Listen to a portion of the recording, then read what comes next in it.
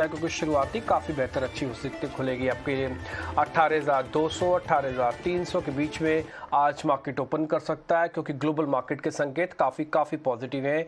और इस समय आप एसजीएक्स निफ्टी को लाइव देख पा रहे हैं तो 87 अंकों की बढ़त के साथ 18,290 के स्तरों पर है। एक बार फटाफट से ये चेक कर लेते हैं कि ग्लोबल मार्केट्स में हुआ क्या, फिर हम आगे बढ़ेंगे, आज के मेहमान से जुड़ेंगे और कुछ और इंपॉर्टेंट न्यूज़ भी आपके सामने रखेंगे। खबरों का सिलसिला भी होगा स्टॉक्स न्यूज़ के जरिए और ब्रोकिंग हाउसेस की रिपोर्ट्स भी आपके सामने होंगी। लेकिन सबसे पहले एक बार जरा ग्लोबल मार्केट के संकेत देखते हैं। यूएस फ्यूचर्स के अंदर अभी तो हल्का कमजोरी दिखेगी, लेकिन वैसे अगर आप देखें तो यूएस की क्लोजिंग बहुत ही शानदार रही। करीब 1% से ज़्यादा की मजबूती नैस्डैक पे, 1% से ज़्यादा की मजबूती डाउ पे दिखी और छोटे मझोली शेयर का जो इंडेक्स होता है S&P 500 वहाँ पे भी आपको 1.25% से ज़्यादा की मजबूती थी। हालांकि हफ्ते भर के हिसाब से अगर आप देखेंगे लास्ट वीक के हिसाब से तो नैस्डैक के अंदर 5% के आसपास की गिरावट रही, लेकिन लास्ट सेशन इनका वो काफ़ी बेहतर रहा। 2-3 इंपॉर्टेंट आंकड़े भी आए हैं। पहला आपको बता देते हैं नॉन पेरोल के जो आंकड़े रहे उसमें करीब 2.5 लाख नई नौकरियों को जोड़ा गया और अमेरिका में बेरोजगारी दर बढ़कर जो नया आंकड़ा है वो 3.7% हुई है। एक और चीज़, भारत की तरह अमेरिका में भी जो संकेत है वो ये पॉजिटिव है कि जहाँ पे अर्निंग्स का रिएक्शन आपको पॉजिटिव नेगेटिव दोनों दिखेगा। ब्लॉक प्लस की कंपनी के नतीजे बेहतर आए तो 11% वो ऊपर गया और कानवा के खराब नतीजे आए तो शेयर 38% नीचे चला गया। गुरुवार को कंज्यूमर सीपीआई के नंबर आएंगे और साथ ही मिड टर्म इलेक्शन भी होंगे अमेरिका के, ये आपके सामने होगा सारे के सारे नंबर्स और सारा का सारा चीज़ें। इसके अलावा यूरोपियन बाजार को भी देखते हैं, वहाँ पे अगर आप देखेंगे तो 2-2% तक की बढ़त ज़्यादातर यूरोपियन इंडाइसेस में आपको आते हुए दिखी है। यूरोप के बड़े बाजार करीब 2-2% ऊपर जाके बंद हुए।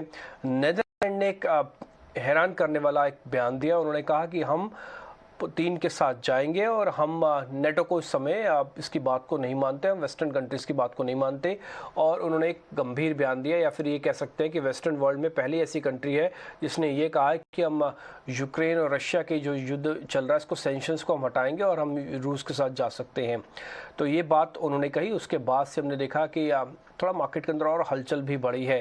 कमोडिटीज़ मार्केट के अंदर अगर आप देखेंगे तो वहाँ पर भी ज़ोरदार तेज़ी हमको बनती हुई दिखी है और उसकी बड़ी वजह है कि चाइना में वापस ओपन हो सकता है। कुछ कोविड की वजह से कुछ शहर बंद थे, लेकिन प्रोटोकॉल के तहत अब उनको वापस खोला जा सकता है, इसलिए मेटल इंडेक्सेस में खासकर बहुत ज़ोरदार तेज़ी है। और अगर आप कॉपर, एनजी यानी कि नेचुरल गैस, अगर आप सिल्वर देखेंगे तो इन सब के अंदर करीब 7% तक की मजबूती आपको बनती हुई दिखेगी। तो ये कुछ एक ग्लोबल पैरामीटर्स थे जो हमने आपके सामने रखे। अब पर जरा एफआईज का कामकाज भी देख लेते हैं, फिर उसके बाद रेलिगेयर सिक्योरिटीज़ के अजीत से हम जुड़ जाएंगे। एफआईज का अगर आप संस्थागत निवेशकों का कामकाज देखेंगे तो वहां पर आपको दिखेगा कि 1400 प्लस करोड़ रुपए की खरीदारी हुई है। डीआईएस की तरफ से बिकवाली हुई है। सबसे इंपॉर्टेंट है इंडेक्स ऑप्शंस का आंकड़ा, वहाँ पे 9,000 करोड़ रुपए के आसपास का प्लस पोजिशंस हैं। और ये इम्पॉर्टेंट इसलिए है क्योंकि इन सभी के अंदर अगर आप खरीदारी का नंबर्स देख रहे हैं तो ये बाजार को अच्छा सपोर्ट भी कर रहा है। अजीत से जुड़ने का वक्त हो गया, एक बार अब उनसे भी समझ लेते हैं कि क्या करना चाहिए। अजीत जी बहुत बहुत शुक्रिया, थैंक यू वेरी मच आज समय देने के लिए। एक बार आपका व्यू पॉइंट चाहिए, आप इस समय बाजार को कैसे देख रहे हैं? बैंक निफ्टी तो ऑल टाइम हाई से सिर्फ 1.5% ही दूर है, लेकिन निफ्टी में फ़र्क है। आज का दिन गैप के बाद, क्योंकि विक्स कम है, गैप के बाद और चलेगा या फिर गैप के बाद ही रुक जाएगा सर, रेंज में हो जाएगा मार्केट?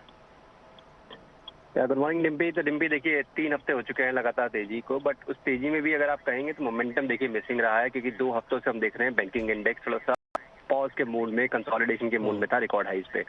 तो हमको लगता है कि अब 2 वीक के कंसोलिडेशन के बाद बैंकिंग में अब वो जो रिकवरी की या फिर जो तेजी का जो दौर है वो जारी रहना चाहिए और वो इंडेक्स पे लेके जाएगा 18,350 18,700 आने वाले दिनों में। इंटरडे की अगर मैं बात करूं तो मुझे लगता है कि 17,920 से लेकर 18,050 का जोन, ये अगर कोई भी डिप मिलता है ये बाइंग अपॉर्चुनिटी के लिए देखना चाहिए। और 18,350 से लेकर 18,500 इंटरडे में आपको ऊपर के लेवल्स देखने को मिल सकते हैं निफ्टी में। वहीं बैंकिंग इंडेक्स में देखिए 41,550 के ऊपर कंफर्मेशन आ जाएगी, जो कंसोलिडेशन है वो एंड हो गया है और एक नया हाई बनते हुए दिखेगा आपको बैंकिंग इंडेक्स में। वहीं पे 40,850 से लेकर 40,500 का जोन है वो सपोर्ट एरिया की तरह करेगा।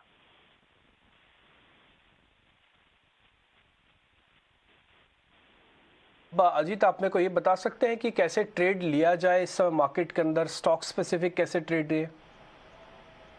बिल्कुल, तो देखिए तेजी का ही मूड है डिम्पी, तो मेरे हिसाब से अभी कॉन्ट्रेरियन ट्रेड्स के बारे में नहीं सोचना चाहिए। और इंडेक्स में भी जैसे हमने बात की कि देखिए बैंकिंग थोड़ा सा भी 2 वीक से कंसोलिडेशन में था और एक्सपेक्टेड था कहीं न कहीं।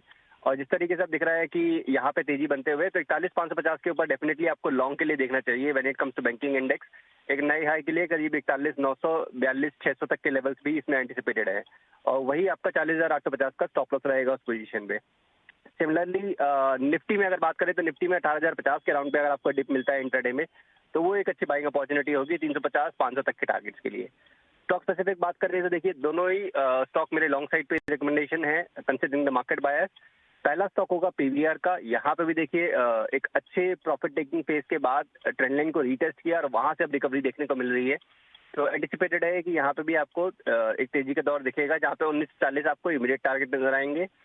दूसरा स्टॉक होगा मिडिल स्पेस में से जो कि लास्ट वीक का टॉप परफॉर्मर रहा है और करीब करीब 458 तक के लेवल्स आपको देखने को मिल सकते हैं हिंडाल्को में 414 के स्टॉप लॉस के साथ।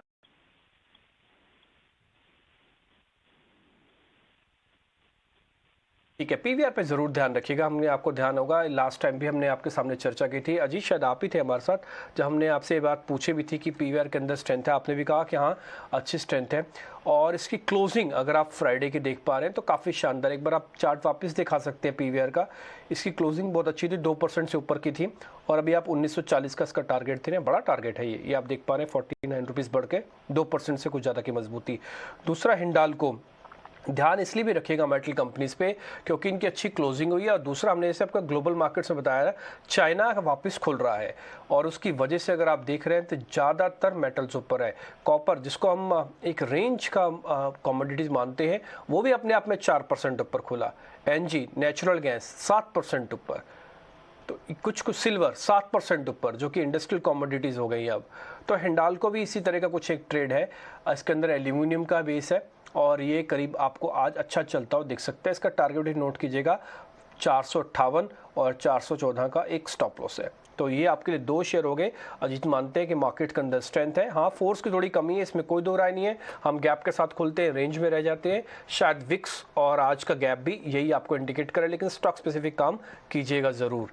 हिंडाल्को और पीवीआर 2 कॉल्स आपके हो गए। अजीत बहुत बहुत शुक्रिया, थैंक यू वेरी मच आज समय देने के लिए। अच्छा लगा आपसे सुबह सुबह बातचीत करके।